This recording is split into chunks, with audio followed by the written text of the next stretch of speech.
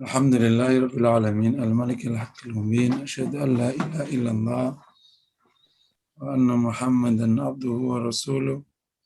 Allahumma shalli wa sallim wa barik ala nabiyyina Muhammad wa ala alihi wa sahbihi ajma'in, amma ba'd. Jamaah majelis yang dirahmati Allah, dan intinya selalu kita panjatkan syukur kepada Allah atas setiap keadaan. Asyukru alallahi ala kulli asyukru lillahi ala kulli hal. Syukur kepada Allah pada setiap keadaan. Baik keadaan yang kita sukai atau yang kita sukai, kita bersyukur kepada Allah. Dan semoga Allah menerima syukur kita dan Allah berikan balasan berlimpah. Sebelum materi, mari sejenak bersama surat Yasin sampai ke ayat keberapa? Maaf. 24 Ustaz. Yasin 24 sekarang. Yasin 24. A'udzu billahi minasyaitonir rajim. Bismillahirrahmanirrahim.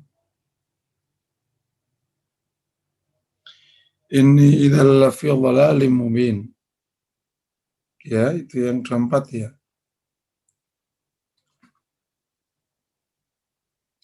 Attakhidhu min dunihi alihah, ini yang minggu lalu. Yuridni rahmanu bidurril la tughni anni syafa'atuhum syai'aw wa la yunkidun. Inni idzal lafi dhalalim mubin. Inni amantu bi rabbikum fasma'un. Inni idzal lafi dhalalim mubin. Jika demikian, maka sungguh saya berada di dalam kesesatan yang nyata. Inni amantu bi rabbikum fasma'un. Sungguhnya saya beriman kepada Rabb kalian, fasma'un, maka dengarlah.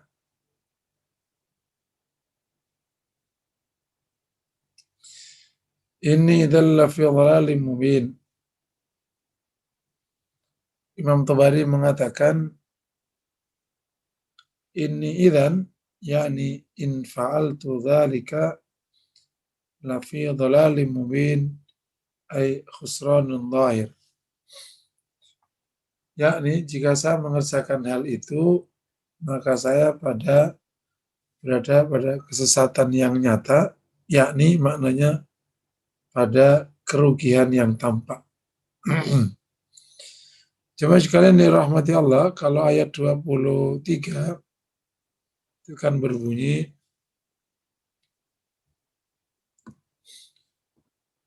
attakhidhu min dunihi alihah, ya. Jika seseorang itu menjadikan selain Allah sebagai Tuhan-Tuhannya, dan jika Allah mengendaki sesuatu yang mudarat, maka mereka Tuhan-Tuhan itu tidak akan memberikan syafaat dan juga tidak bisa menolong. Nah, jika hal itu dilakukan, ya, maka orang tersebut berada kepada kesesatan yang nyata atau pada kerugian yang nyata. Tampak sekali yang pertama bahwa Rabb selain Allah, ya, selain Allah, termasuk yang disembah oleh penyembahnya, ia tidak akan berkuasa apapun. Seperti dinyatakan di 23 tadi. Tidak memberikan syafaat dan juga tidak bisa menolong. Yang kedua, bagaimana seorang bisa menyembah kepada Tuhan yang bahkan ia bisa merusaknya, nyembah patung, nyembah apapun. Tuhan-Tuhannya itu dia yang membuatnya. Kan sesuatu yang tampak bodoh gitu. patung dibuat, disembah. Nah, kalau sekarang tinggal dikiaskan yang lain-lain,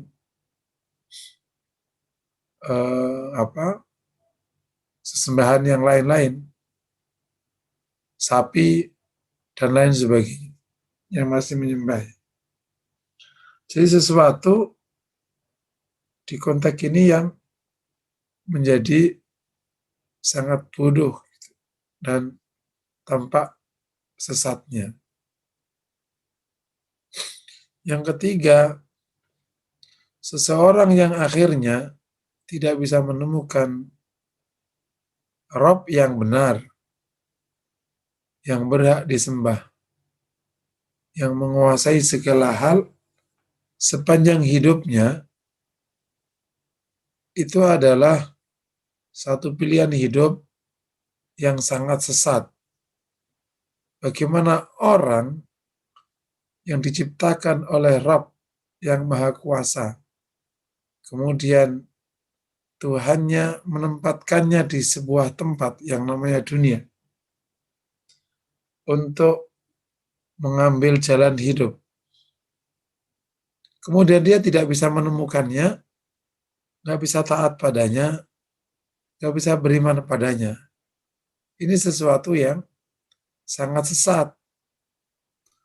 Kalau di dunia saja, orang tidak bisa menemukan orang tuanya saja, itu bodoh sekali.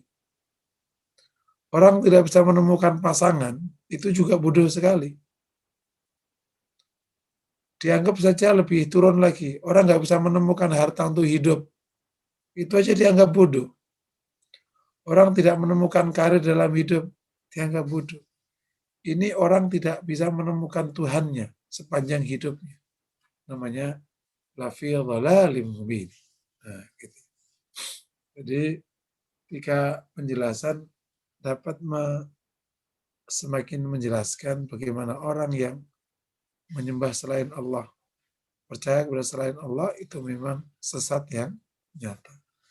Nah, di konteks ini pesan utamanya di ayat 24, ya kita harus bisa ma'rifah kepada Allah dengan sebaik-baiknya. Akhirnya kita bisa menguatkan tauhid rububiyah kepada Allah dan tauhid uluhiyah kepada Allah. Tauhid rububiyah menyatakan bagaimana kita harus semakin mengimani, semakin percaya Allah lah yang menentukan segalanya. Kita sudah percaya dan kita semakin percaya. Tauhid uluhiyah kita tingkatkan, kita sudah percaya bahwa Allah lah yang kita sembah dan yang kita taati, maka kita semakin percaya, semakin beriman. Hanya Allah lah yang kita sembah, yang kita taat. Nah, sehingga bentuknya semakin taat, semakin taat, semakin taat. Demikian sejenak bersama surat Yasin ayat 24. Kita pindah ke sifat ahlil jannati wan nar ya. Nah, pada pertemuan minggu lalu kita sudah sedikit sebut pernyataan dhunnun tentang sifatnya atau ciri ahli surga dan ciri ahli neraka. Dan kemudian sudah kita lanjutkan, para ulama menjelaskan tentang sifat ahli surga di dunia. Sekarang kita lanjutkan sifat ahli an-nar fid dunya.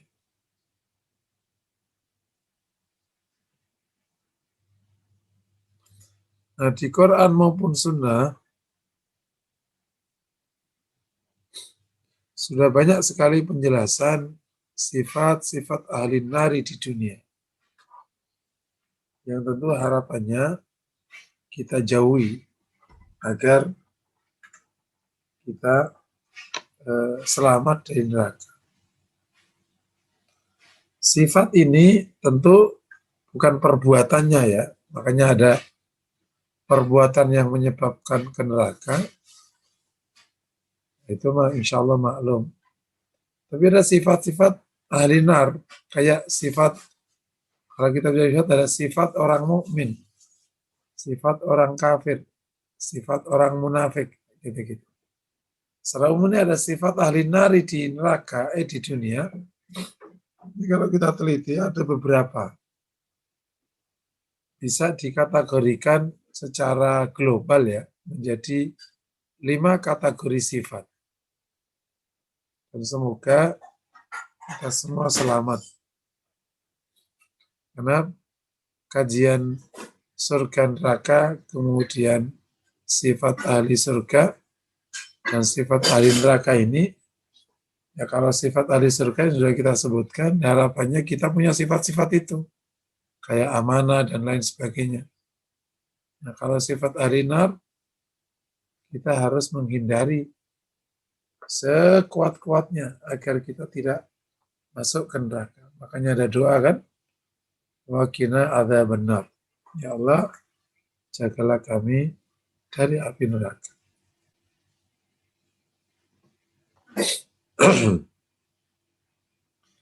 Yang pertama,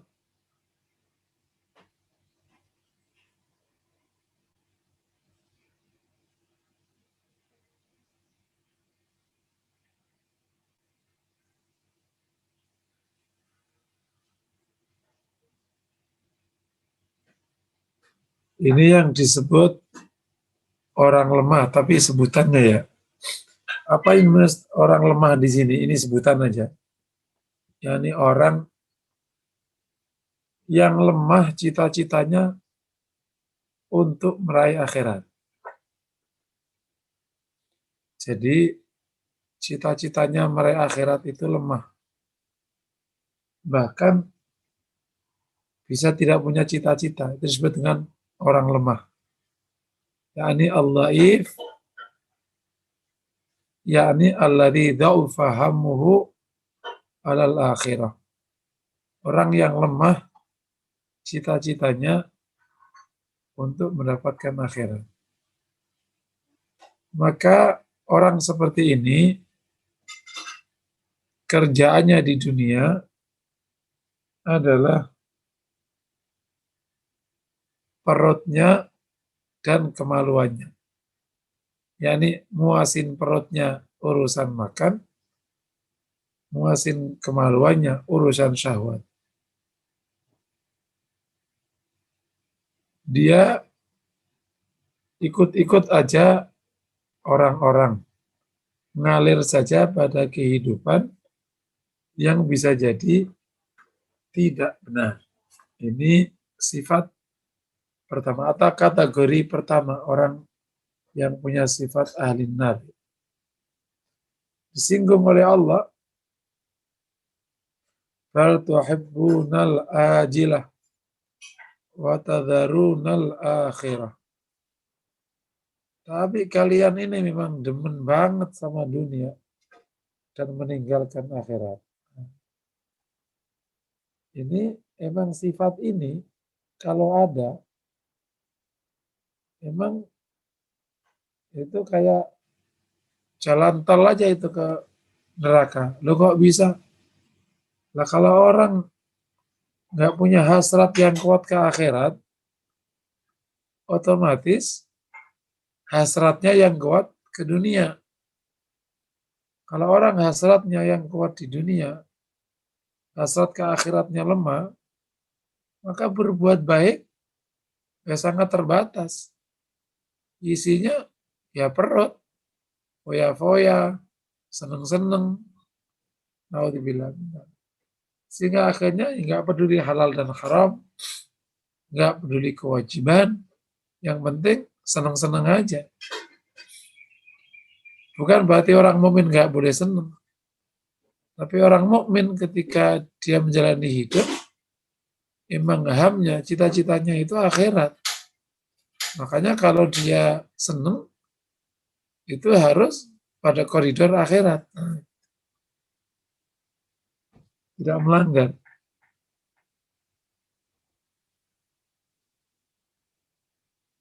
Oleh karena itu orang mukmin menegaskan diri di konteks dunia ini kan, walal akhiratu khairul laka minal ula. Dan sesungguhnya akhirat itu lebih baik untukmu daripada daripada dunia.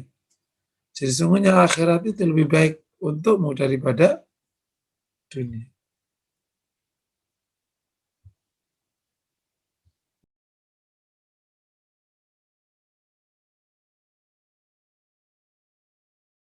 Nah, sehingga kalau kita perhatikan, orang kafir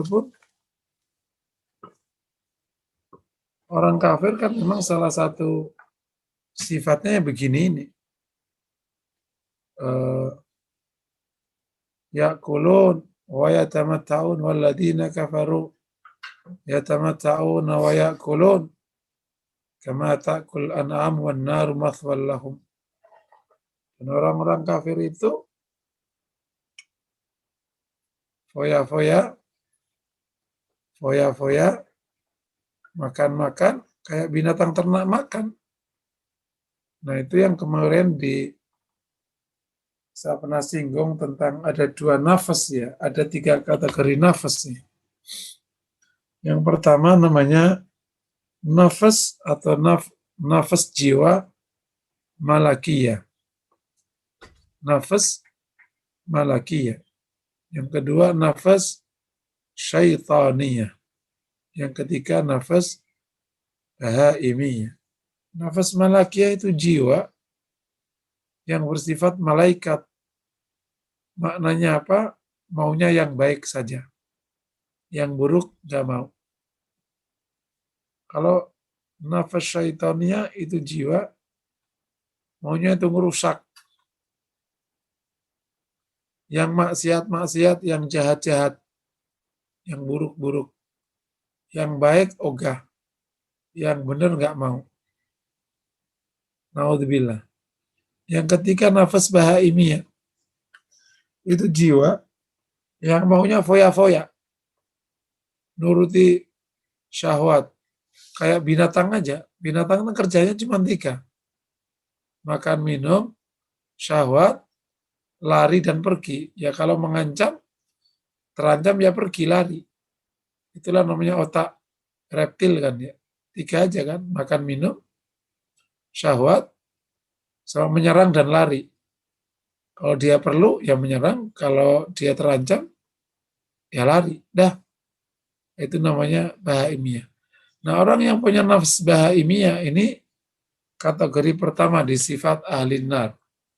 Yani orang yang lemah sekali hasratnya terhadap akhirat, di dunia kerjaannya urusan makan dan syahwat.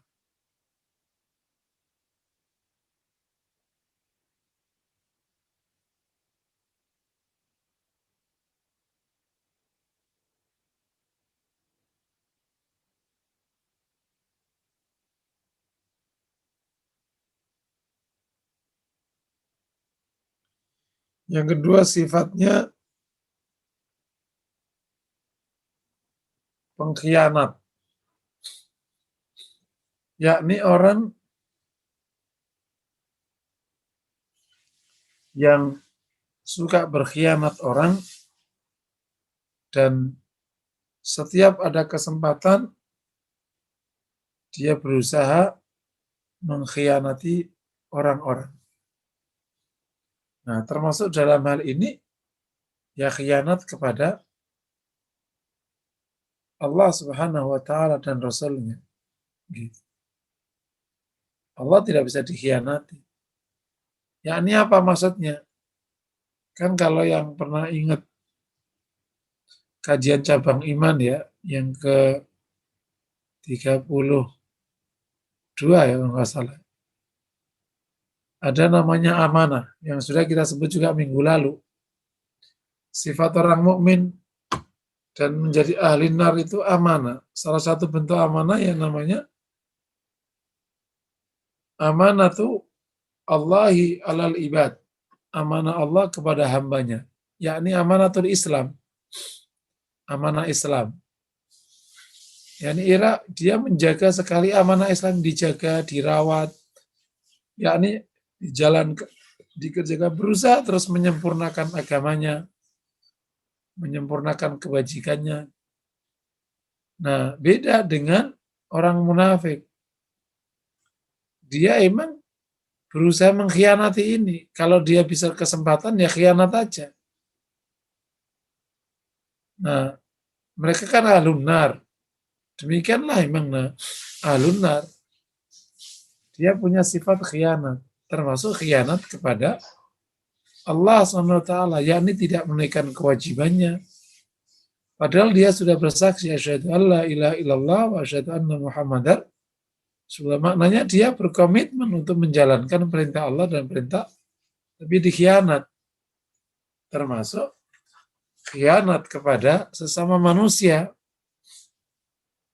Kan ketika manusia hidup, itu pasti ada muamalah dengan orang. Apapun, pasti butuh muamalah. Ada kerja, ada dagang, macam-macam.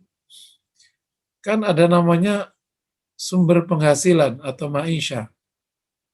Maisha atau sumber penghasilan itu sumbernya dengan orang-orang. Nah, orang ahli surga di konteks ini dia amanah. Nah, ahli neraka di konteks ini khianat. Jadi kalau bisa nipu, nipu. Ada peluang dikit, nipu-nipu. Naudzubillah min dzalik.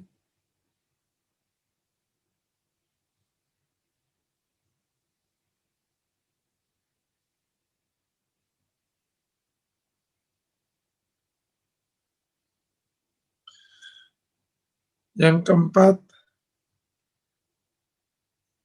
menyembunyikan keburukan. Menampakkan kebaikan, menyembunyikan keburukan. Ini min sifati ahli nari fid dunya. Ini ya satu sama dua sebenarnya kalau dalam kategori mukmin, kafir, munafik itu munafik gitu ya. Kalau kategori yang pertama tadi itu sifatnya ahli orang kafir kan, yang mentelantarkan memperturutkan hawa nafsu. Walladzina kafaru yatamatta'un wa ya'kulun. Gitu. Nah, sehingga kalau orang punya sifat kayak gini, peluang dosanya besar sekali. Kembali ke poin pertama ya. Ketika orang tidak punya hasrat kepada akhirat secara tinggi, emang berbuat baik itu nggak gampang. Apalagi tidak punya hasrat pada akhirat. Nah, itu sifatnya orang kafir. Wa minan nas may yaqulu rabbana atina fid dunya wa ma lahu fil akhirati min khalaq. Wa minhum may yaqulu rabbana atina fid dunya hasanah wa fil akhirati hasanah wa qina adzabannar. Sebagian orang berdoa, Rabbana atina fid dunya hasanah, ya Allah berikan kami hasanah fid dunya, tapi tidak punya bagian di akhirat.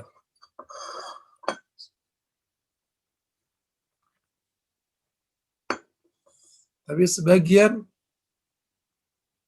mereka berdoa Rabbana atina fid dunya hasanah wa fil akhirati hasanah. Nah, ini orang-orang mukmin gitu.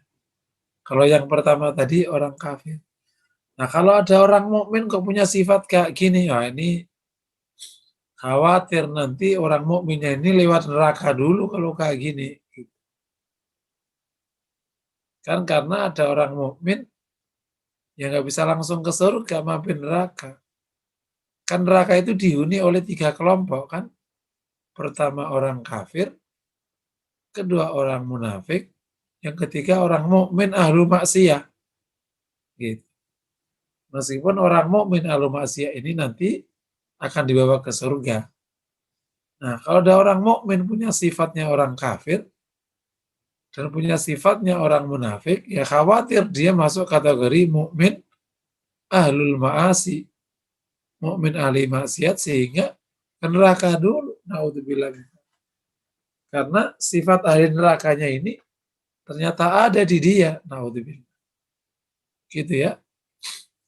Nah, para ulama salaf itu mengkritik kita semua dalam salah satu buku. Mengatakan fitnahnya atau ujian beratnya orang belakang, yakni orang khalaf itu tidak punya cita-cita yang tinggi terhadap akhirat.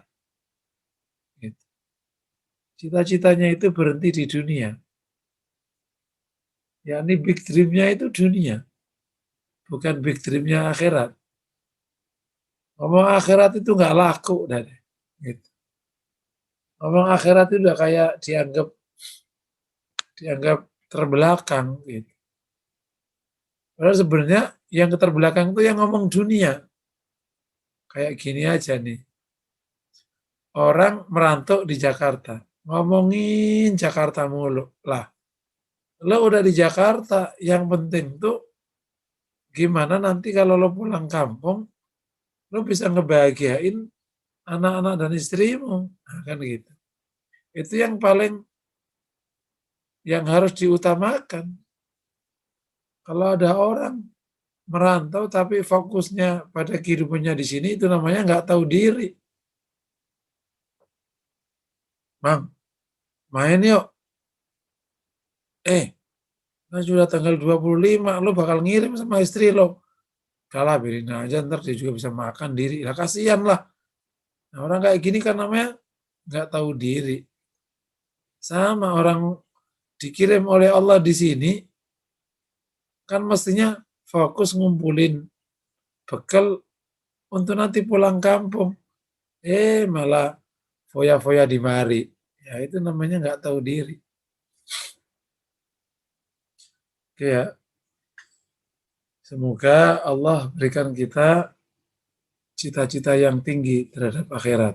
Sehingga kita berupaya sebanyak mungkin. Ingat ya, untuk konteks ini, 8 strategi atau 7 strategi meraih akhirat atau strategi beramal itu ya, mulai dari cari yang utama, cari yang besar.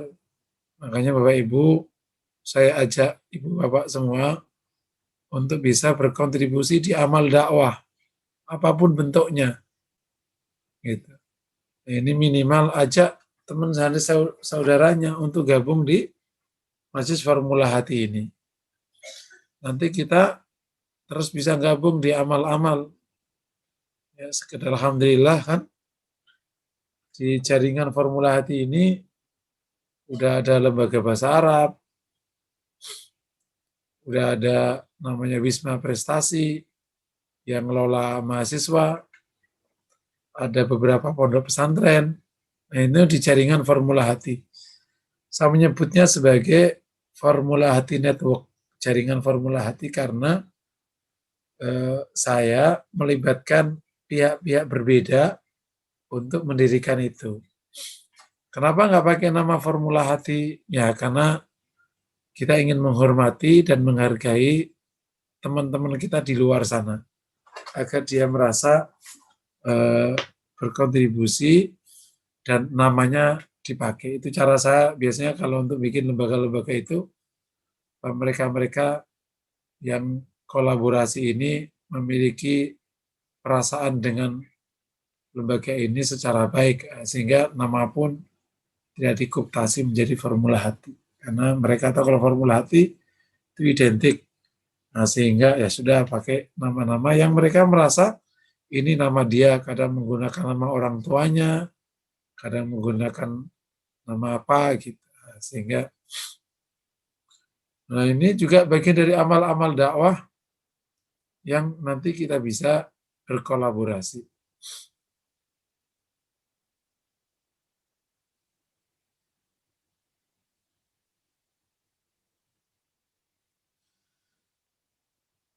Sifat yang ketiga tadi, kembali ke sifat yang ketiga. Ini kan kayak orang munafik yang menyimpan keburukan. Kalau yang pertama tadi kan luar dalam ya gitu, orangnya emang ngaco. Ketiga ini itu disebut dengan penipu, yakni yang menampakkan kebaikan, menyimpan keburukan. Dengan bahasa sebenarnya orangnya ini jahat sekali. Gitu. Dan salah satu tujuannya kenapa dia menampakkan kebaikan, ya akan dapat keuntungan di dunia, apapun keuntungannya. Gitu. Nah, sifat seperti ini kalau menimpa orang mukmin, rentan sekali berbuat dosa. Rentan sekali. Berarti sebenarnya dia munafik. Gitu. Cuman dohirnya mukmin. Ya Masya Allah, naudzubillah. Yang keempat, sifat ahli nari di dunia itu adalah buruk akhlaknya. Ya, buruk akhlaknya ini baik akhlak yang zahir, akhlak yang batin. Akhlak zahir ya kayak menghormati orang tua. Ya kayak orang berani sama orang tua ya. Ya kisah misalnya mengadukan orang tuanya ke polisi. Ada yang membunuh orang tuanya. Naudzubillah. Membentak orang tuanya. Naudzubillah. Itu akhlak yang zahir. Tidak menghormati tetangga. Itu sayyidul khuluq. Ada akhlak yang batin yang masuk dalam kajian tazkiyatun nafas. Seperti sombong, ujub. Satu akhlak buruk saja itu bisa menyebabkan orang ke neraka. Apalagi sampai akhlaknya emang buruk semuanya. Contoh akhlak buruk. La yashumu raihatal jannah fi riwayat nadkhulul jannah man kana fi qalbihi mithqalu habbatin min kibr. Tidak akan masuk ke surga atau tidak akan mencium bau surga orang yang di hatinya sedikit aja ada kesombongan. Ini luar biasa. Satu akhlak batin yang buruk aja itu bisa menjadi sebab ke neraka. Gimana kalau semuanya buruk? Udah sombong, ujub, ria. Ria ini coba bayangin, ria. Kalau orang punya akhlak riak itu, hal sepele pun itu ingin dipuji orang. Haus sekali akan, dalam bahasa lain itu, haus sekali akan pujian. Haus. Udah dipuji orang, ingin puji sebelahnya lagi. Haus pujian. Apa saja pamer. Kalau nggak pamer, nggak enak. Kayak merasa kalau nggak dilihat orang itu kayak tidak berbuat. Makanya saya pernah ingatkan kepada kita semua ya tentang budaya selfie itu. Selfie ini bisa memiliki dua kemungkinan. Yang pertama, bisa tahadus bin ni'mah. Yakni menceritakan kenikmatan yang Allah berikan kepadanya, hukumnya sunnah. Tapi bisa masuk kategori riya. Nah, cirinya ada di mana? Kalau tahadus bin ni'mah itu cirinya, dia men-share foto-foto itu atau cerita-cerita itu dalam rangka membesarkan nama Allah. Yani dalam rangka membesarkan nama Allah. Dia menceritakan itu untuk mengatakan, demikianlah Rabbku telah berbuat baik pada hamba-hambanya. Gitu. Mirip anak kecil, tentu Allah tidak sama dengan hamba-hambanya. Anak kecil yang sekian lama tidak mendapatkan makanan enak, akhirnya ketemu orang tuanya. dan kasih makan enak sekali. Dia foto, dia nangis. Dia sebenarnya ingin mengatakan, orang tuaku baik sekali. Inilah orang tuaku. Paham ya? Bukan, inilah aku. Bukan gitu. Lain kalau anak yang memang udah biasa makan enak, dia makan enak, fokusnya makanannya atau dirinya. Karena bagi dia memang orang tuanya udah biasa. Saking syukurnya ada orang tua yang ngasih makan ke dia itu, dia ceritakan, kamu tahu siapa yang kasih makan enak ini? Bukan aku. Aku biasanya makan sisa orang. Tapi ini ada orang, dan ternyata itu orang tuaku. Wah, itu dia bersyukur sekali. Nah, itu namanya tahadus bin ni'mah. Ia sebutkan itu dalam rangka membesarkan nama Allah. Inilah Rabbku yang telah memberikan nikmat kepada hamba-hambanya. Si dirinya nggak ikut besar. Tapi kalau ria itu ingin besarkan namanya. Dirinya yang, ya inilah aku. Nah, gitu ya. Hati-hati kalau kayak gitu karena khawatir nanti sifat itu merembet kemana-mana. Ya, yang keempat, sayyi'ul khuluq.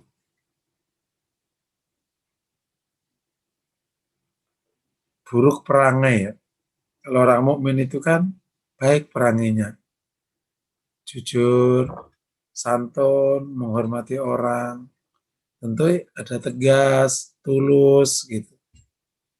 Sebenarnya secara zahir ya, tentu hanya Allah yang tahu. Ahlul jannati wan nar itu juga emang tampak. Ini ahli surga, ini ahli neraka.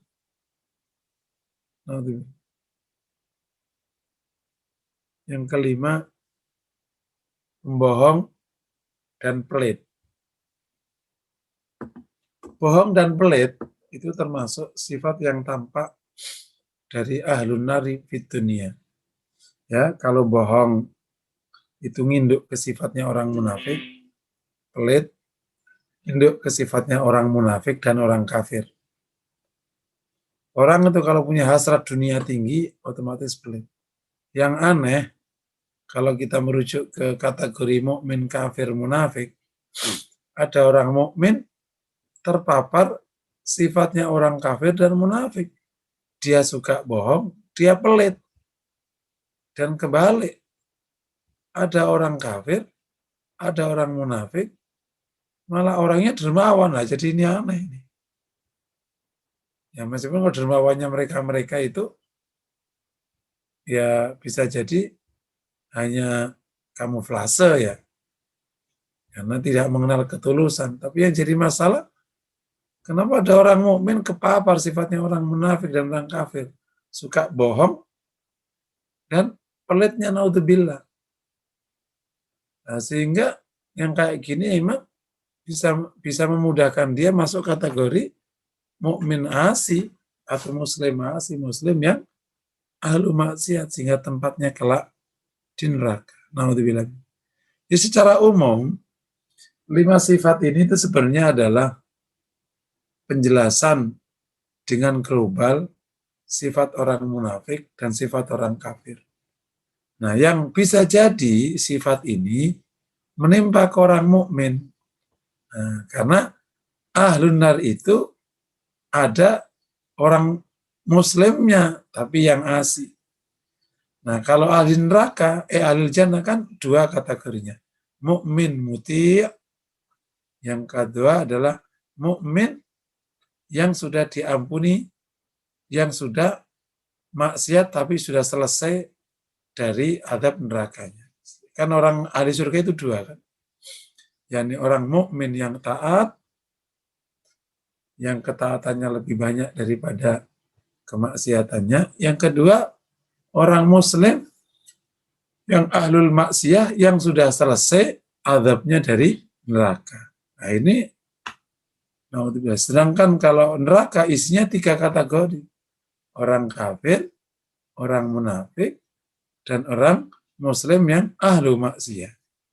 Dia yang ketiga ini, dia akan mendapatkan azab di neraka sampai selesai urusannya dan nanti kemudian Allah angkat dia dari ahli neraka. Ya, pesan utamanya dari materi ini, kita harus menjauhi sifat-sifat ini supaya kita akan mudah masuk kategori ahlul jannah. Sifat-sifat ini harus dihindari, alasan apapun, terutama yang pertama ya, yang hasrat sama dunianya tinggi, bahkan sampai nggak punya hasrat di akhirat, itu memudahkan kita untuk maksiat. Gitu. Demikian juga orang pelit, itu juga memudahkan dia untuk maksiat. Atau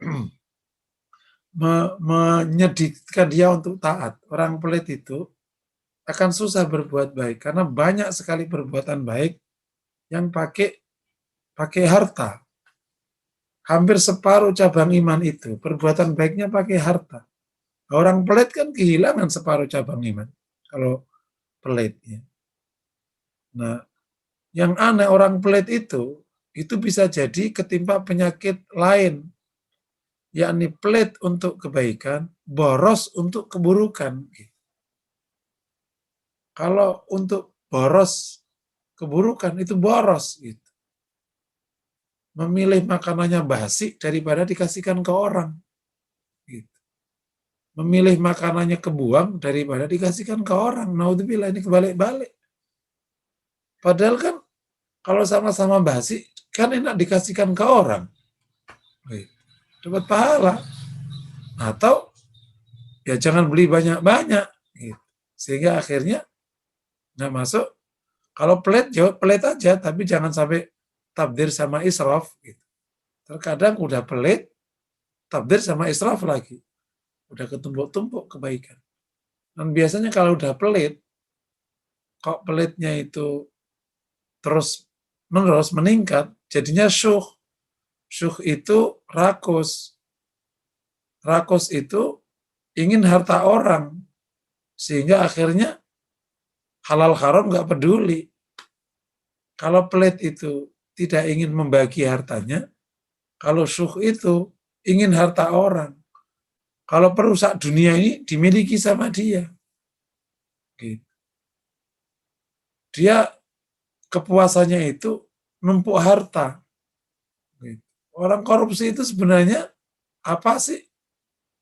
Kan dia hanya memindahkan uang di rekening negara, dipindah ke rekeningnya, gitu doang aja sebenarnya. Hanya pindah rekening doang aja.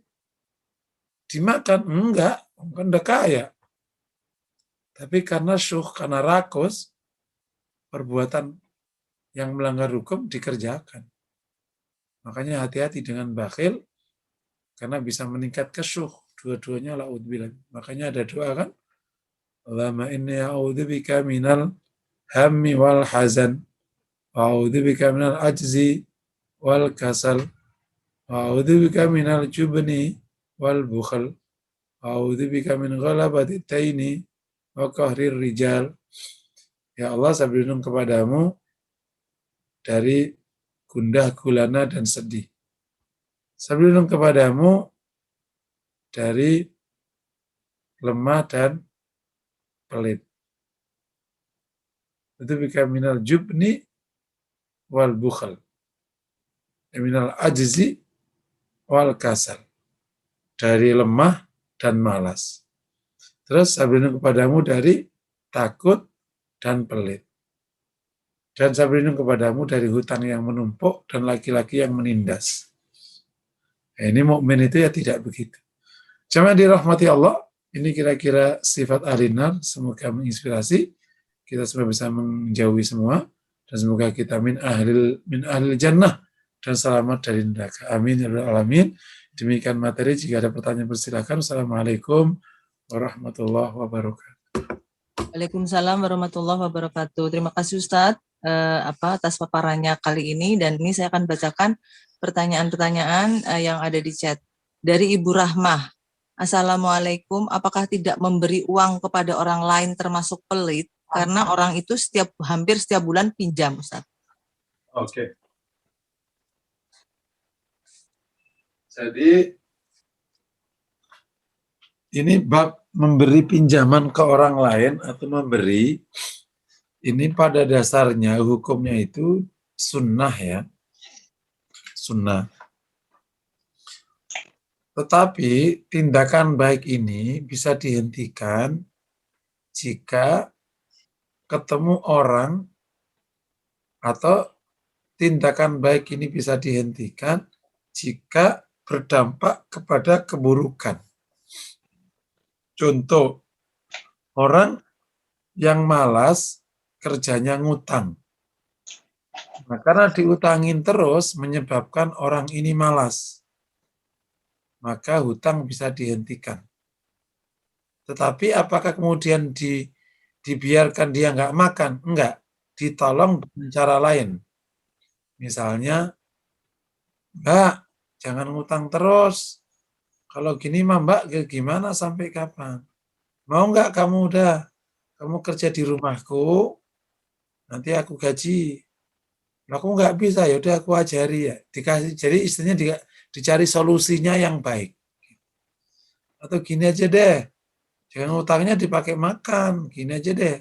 Tak agak gedein dikit, kasih modal, mbaknya jualan tempat aku sini. Kan di rumahnya sana susah jualan nih, tak kasih lapak depan rumahku sini. Nah, nanti mbaknya per hari nyicil ke saya. Misalnya nggak gitu, kasih solusi. Termasuk jika misalnya ada orang ngutang terus karena dikasih atau minta terus dan dikasih, ya ini konteks memberi, tapi akhirnya orangnya demen, jadi akhirnya menjadi peminta-minta, itu juga boleh dihentikan. Itu tidak masuk kategori bakhil, karena Rasul memberikan guidance bab ini. Kan ada orang anak muda datang minta, akhirnya dikasih solusi untuk jual barangnya di rumah kemudian menjadi modal. Terus ada orang yang minta terus ketiga kali, akhirnya Rasul mengatakan yastagni yughnihillah wa yasta'fi yu'ifuhullah. Yang minta cukup Allah akan cukupkan, yang minta dijaga kehormatannya Allah akan menjaga kehormatannya. Ini insya Allah tidak minta. Allah alam bismillah. Terima kasih Ustadz. Saya bacakan yang kedua dari Ibu Wati. Sifat pembohong di atas, kalau bohong untuk kebaikan bagaimana Ustadz? Ya, ini ada istilah bohong kebaikan, itu harus digunain ya. Karena bohong itu secara umum hukumnya haram, tidak boleh. Kecuali, dan ada 3 kondisi saja yang bohong dibolehkan. Ini namanya pengecualian. Jadi pengecualian bohong yang haram. Yang pertama, jika bohong untuk menyelamatkan atau untuk menyelamatkan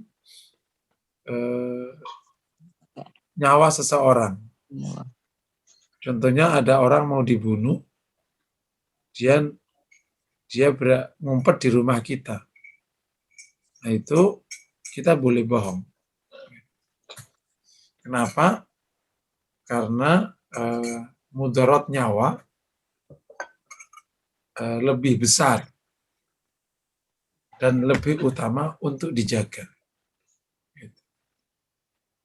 Yang kedua, bohong dalam rangka mendamaikan 2 pihak yang berselisih. Contohnya kalau dalam prakteknya tuh, Bang, itu mah kemarin yang teman kamu yang lama itu yang sekarang lagi ngambek itu sebenarnya ingin ketemu tuh, minta maaf.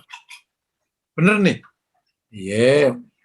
Padahal sebenarnya belum ngomong, sakitnya juga ngomong ke sebelahnya, yang kemarin itu dia nyesel loh, dia ingin ketemu, akhirnya saling maafin. Ya udah, gitu, itu contohnya aja, ingin mendamaikan. Yang ketiga, bohongnya pasangan dengan pasangannya. Maksudnya apa ini? Kan suami istri itu perlu ungkapan-ungkapan indah dalam rangka merajut kasih sayang. Nah, ungkapan indah ini sebenarnya banyak yang bohong. Karena kalau jujur sakit hati. Mama ini jelek banget. Ya sakit hati lah. Nah, ngomongnya supaya cantik banget. Itu kan bohong sebenarnya. Nah, bohong yang ketiga ini boleh. Masya Allah, suamiku ini luar biasa gagah, ganteng, keren kayak pangeran dari Inggris. Nah, itu mah otomatis bohongnya kan. Nah, bohong yang kayak gini boleh. Itu maksudnya itu. Bohongnya suami istri. Wallahu a'lam bishawab. Jadi kalau kebaikan dalam 3 kategori ini boleh, tapi kalau kebaikan yang lain ya enggak. Ya hanya 3 ini yang diizinkan bohong. Wallahu a'lam bishawab. Saya lanjutkan pertanyaan yang kedua dari Bu Wati. Si Fulan suka dikirimin uang dari kakaknya yang notabene punya usaha, salah satunya adalah jual miras. Bagaimana hukum uang tersebut, Ustaz? Yang pertama, jika ia tahu bahwa uang itu hasil jualan miras, maka tidak boleh menerima. Nah, jika tidak tahu bahwa kakaknya jualan miras, maka zahirnya uang itu halal. Nah, antara tidak tahu dengan pura-pura tidak tahu tentu beda. Ini benar-benar tidak tahu kalau emang uangnya itu dari miras, ya halal. Nah, ketiga, jika uangnya bercampur gimana? Kakaknya itu punya penghasilan miras dan non-miras. Kalau uangnya bercampur, maka hukumnya haram. Kalau haram, jika tahu, ya berarti haram. Jika tidak tahu, ya beda lagi urusannya. Tapi kalau uangnya tidak bercampur, maka jika yang dikirim uang yang halal, ya hukumnya halal. Jika yang dikirim uang yang dari miras, hukumnya kembali. Tahu atau tidak tahu. Paham ya? Wallahu a'lam bishawab. Saya lanjutkan lagi ya Ustadz, pertanyaan selanjutnya dari Ibu Dwi Dianingsih. Pak Ustadz, melanjutkan pertanyaan Bu Rahmah. Bagaimana cara mengikhlaskan hutang seseorang yang kita tahu dia tidak niat bayar? Karena secara fisik setiap datang ke pengajian bajunya bagus, tasnya matching dengan baju. Dan sudah disampaikan ke suaminya, tapi suaminya bilang tidak mau tanggung jawab. Bahkan sudah agak kasar saya bilang, akan saya tagih di akhirat, dia bilang iya. Mohon pencerahannya Ustaz. Oh, ini ke pengajian datangnya bajunya bagus, tapi ngutangan gitu bagaimana ya. Jadi Ibu bisa itu kelakuan namanya ini mah. Jadi memang salah satu fitnah atau ujian ya yang menimpa orang mukmin sehingga dia tertimpa-timpa keburukan itu adalah tidak bisa mengendalikan keinginan. Yang namanya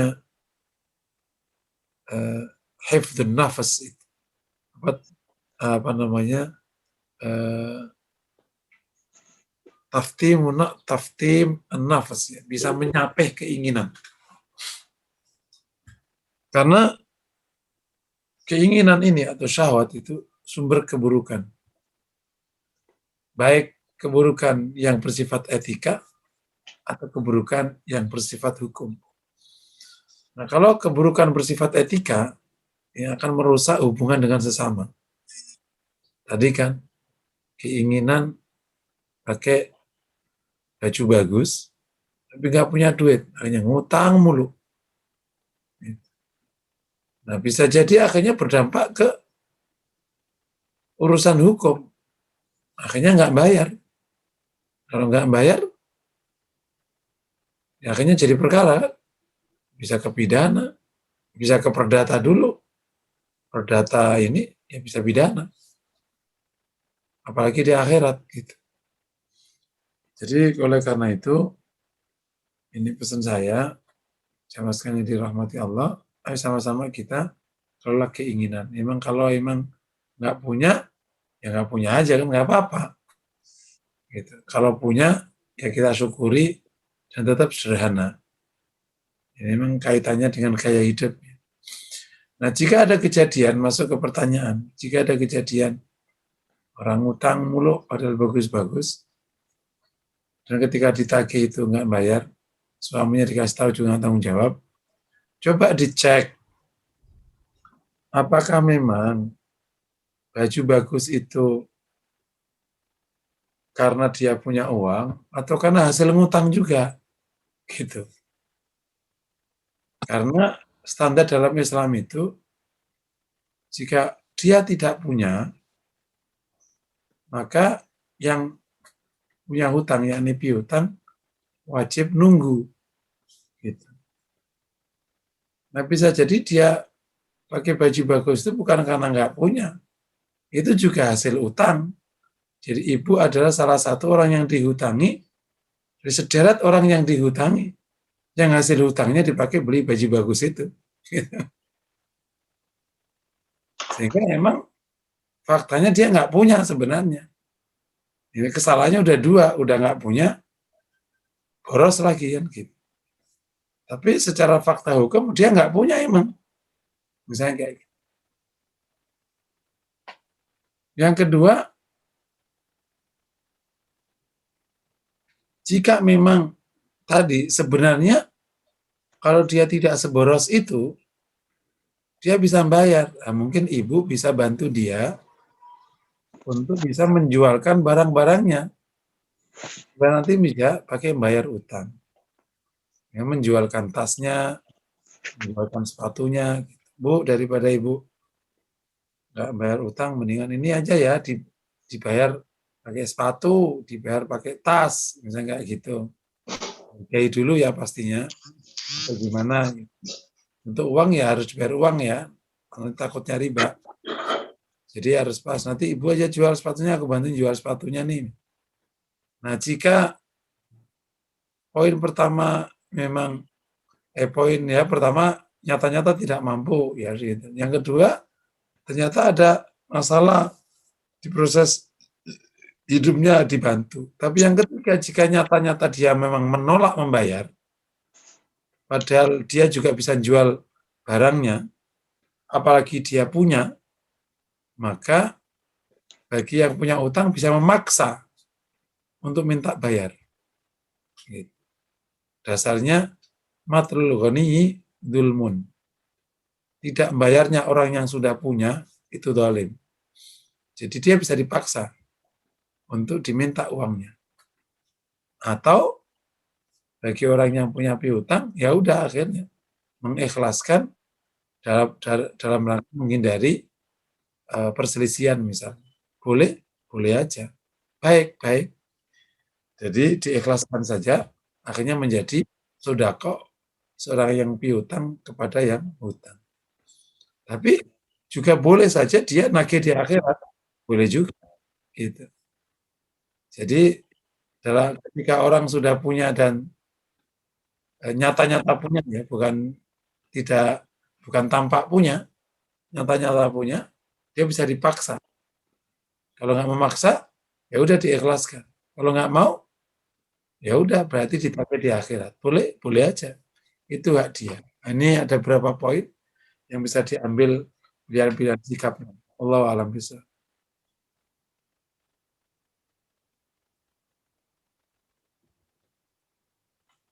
Padahal Ustadz, terima kasih Ustadz. Saya lihat lagi ya Ustadz, pertanyaannya barangkali masih ada. Sepertinya nggak ada. Sekarang saya yang nanya, boleh Ustadz ya? Masih ada waktu ya Ustadz ya? padahal Bu. Batasan pelit itu berapa? Bagaimana Ustadz membatasi bahwa itu pelit atau tidak? Iya, jadi al-bukhl itu adalah la yunfiq mabtagha ma wajaba alaihi ay yunfiq au sunna alaihi ay yunfiq. Yakni tidak mengeluarkan sesuatu yang wajib dikeluarkan atau yang sunnah dikeluarkan. Saya suka menyebut kalau di bawah standar itu namanya bakhil. Di atas standar namanya tabdir. Contoh gini, mukmin wajib mengeluarkan zakat. Mengeluarkan zakat namanya pelit. Mukmin sunnah memberikan sedekah. kok nggak mengeluarkan sedekah, namanya pelit. Oke. Mukmin wajib mengeluarkan zakat. Standarnya 200.000. Kok cuma ngasih 100? Pelit. Paham ya? Karena mengeluarkan di bawah standar. Tidak mengeluarkan atau mengeluarkan di bawah standar. Mukmin sunnah sedekah. Untuk orang seperti dia, sedekahnya itu baiknya sudah 100.000. Ngasih 2.000, pelit. Gitu kira-kira gitu. Paham ya? Terus dari mana? Nah, kalau urusan sunnah, itu ya kepantasan aja. Yang namanya orang punya penghasilan sekian puluh juta, ya sedekahnya sekian lah. Gitu. Ya batasnya kan sepertiga. Kan gitu ya, batas terakhirnya. Batas minimalnya ya sesedikitnya. Tapi kalau sedikit dari jumlah besar, itu ya secara etika udah masuk kategori pelit. Karena apa? 2.000 dari 100 juta, pelit. Kira-kira gitu. Jadi tapi ini etika ya, batasan etika. Kalau di bawah standar. Terus orang wajib memberikan nafkah ke istri. Nggak ngasih nafkah, pelit. Ngasih nafkah tapi kurang, pelit. Orang sunnah ngasih ke anak yatim. Nggak pernah ngasih anak yatim, pelit. Ngasih dikit banget. Cuma nasi sakbok. Padahal kayaknya sahura-hura. Bisa kata gini, dia makan, sekali makan 50.000. Sudah kau setahun sakbok nasi 10.000, pelit. Kira-kira kayak gitu. Jadi secara itu kan rata-rata dia di bawah standar. Itu namanya pelit. Jadi orang tidak boleh pelit, tapi orang juga tidak boleh boros. Wallahu a'lam bishawab. Terima kasih Ustadz. Bisa satu lagi Ustadz, pertanyaan masih 651 Ustadz? Boleh ya? Nah sebentar, saya mungkin tambahin sedikit. Sering salah satu jebakan orang pelit itu merasa dia belum cukup. Ini jebakan sebenarnya. Merasa, dipakai makan aja nggak cukup. Sebenarnya cukup, cuman karena dia hidup dalam keborosan. Taunya dari mana? Loh, standarnya orang makan itu, kalau pakai BPS atau pakai Basnas, itu standar satu porsi makan itu katakan 15.000. Nah dia misalnya ya, tentu tidak segitu ya, nanti ada detailnya itu. Namanya had kifayah, had kecukupan. Berapa satu porsi? Nah dia biasanya udah dari muda emang sekali makan 40.000, 50.000.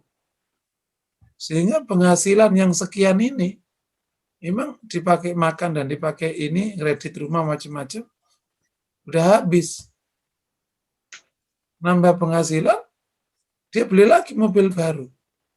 Sehingga perasaannya itu emang nggak pernah cukup. Emang setiap bulan dia itu mikirin kredit hampir 30 juta, 20 juta. Habislah duitnya. Sehingga akhirnya untuk sedekah 100.000 aja itu nggak keluar. Nggak ada uangnya, emang nggak ada uangnya. Itu namanya kejebak.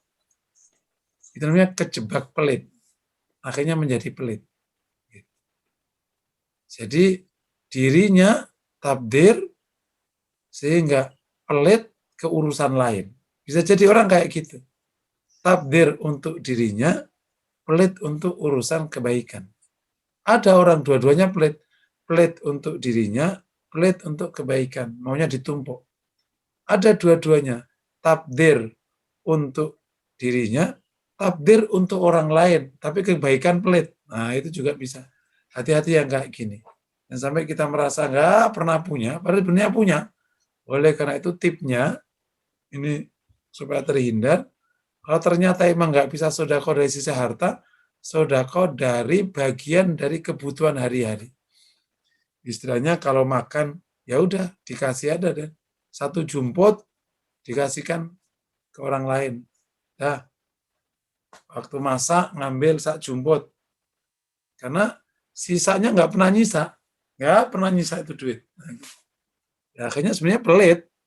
Cuman punya alasan, nggak punya Ustadz, kayak gini-gini. Ya, sebenarnya bukan nggak punya, karena udah terlanjur hidupnya takdir gitu, di atas rata-rata. Naudzubillah.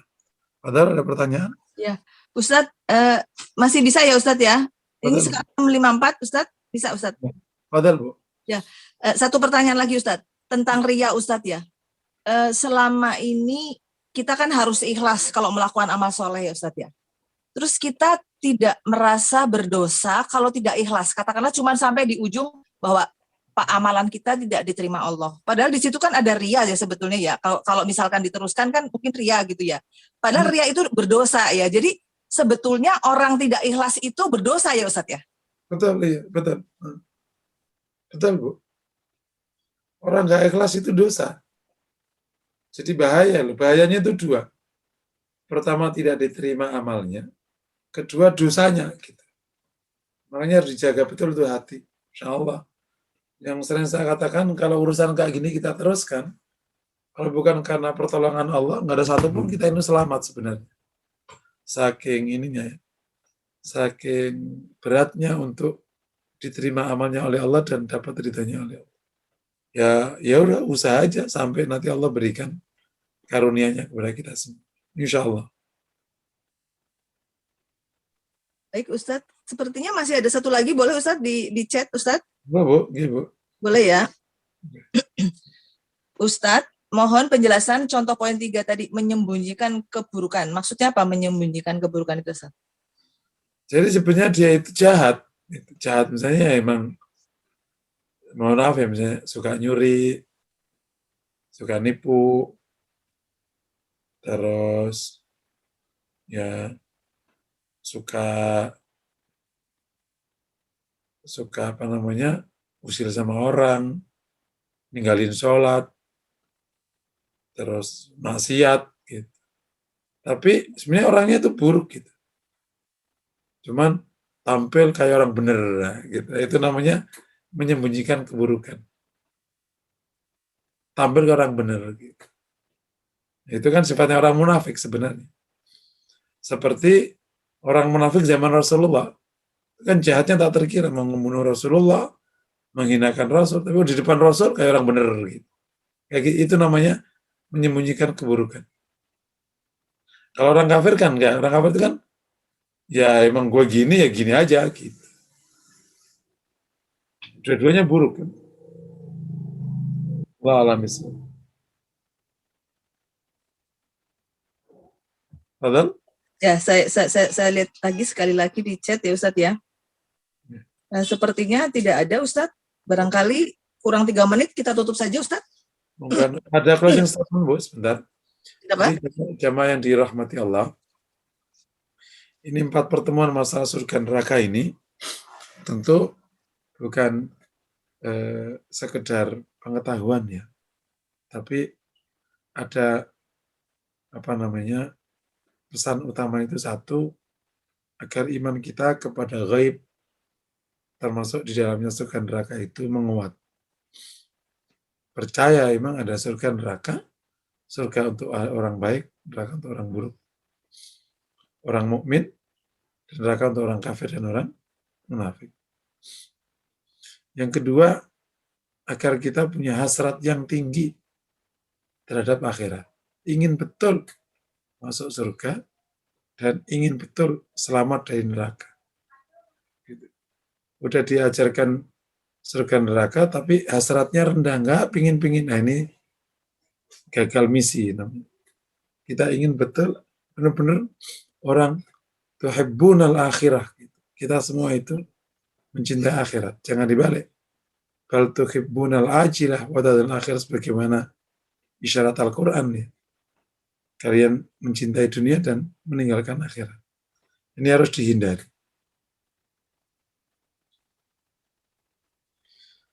Itu yang disebut punya visi akhirat yang kuat.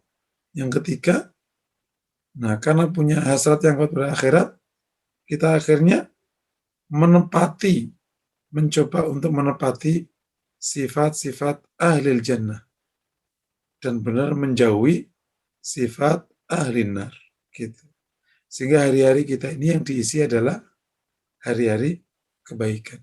Dengan bahasa lain, sifatnya orang mukmin kita kerjakan betul. Dan kita menjauhi sifatnya orang kafir dan sifatnya orang munafik. Ya, kita yang insya Allah alhamdulillah menjadi orang mukmin, jangan sampai jatuh menjadi mukmin asi yang akhirnya masuk neraka. Mungkin demikian ini 3 poin utama sebagai kesimpulan dari 4 minggu kita belajar surga dan neraka. Dan saya katakan detail surga dan detail neraka, Bapak Ibu semua bisa baca di Tadhkirah, tulisan Imam Qurtubi yang sudah berulang kali saya minta untuk dibeli dan dibaca. Demikian Bu, semoga materi pada pagi hari ini menginspirasi. Mari sama-sama kita berdoa kepada Allah. Istighfar beberapa kali. Astaghfirullahaladzim, astaghfirullahaladzim. Alhamdulillah, syakirin. Salli wa sallam ala Muhammad fil alamin innaka Hamidum Majid. Allahumma fir lana wa tub alaina innaka tawwabur rahim. Ighfir lana wa li walidina wa rabbuna sighara. Allahumma ati nufusana taqwa zakata khairu min zakkaha. Ya Rahmanu ya Rahim irhamna irhamna. Ya Rahman irhamna. Allahumma hadina ila ahsana akhlaq wa sanil a'mal. La ila ahsana ila anta asrifana sayya ila anta. Rabbana atina fid dunya hasanah wa fil akhirati hasanah wa qina adzabannar.